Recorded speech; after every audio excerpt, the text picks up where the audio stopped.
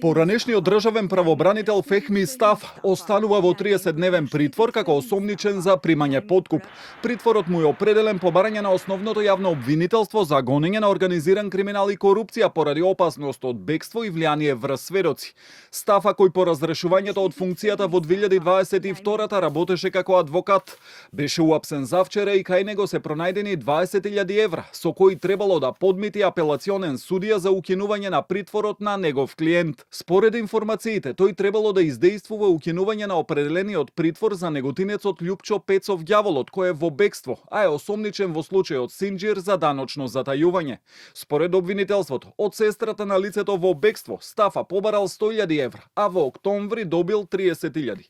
Но дали парите стигнале до судијата кој требало да одлучува за притворот и кој го пријавил подкупот, од обвинителството засега не откриваат. Вела дека истрагата што туку започна, а повеќе информации ќе споделат откако ќе се процени дека нема да влијаат на текот на постапката. Од апелациониот суд пак информираа дека во меѓувреме жалбата на осомничениот Љупчо Пецов била едногласно одбиена.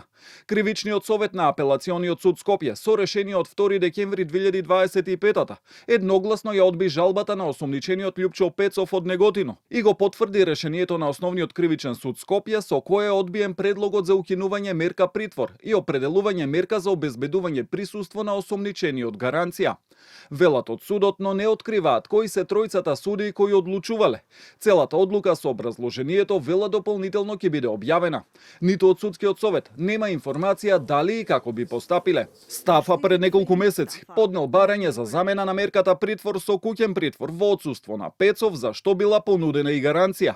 Од апелација вела дека понудената гаранција во услови кога мерката притвор е определена поради влијание врз сведоци не е дозволена и законски не била предмет на разгледување и одлучување.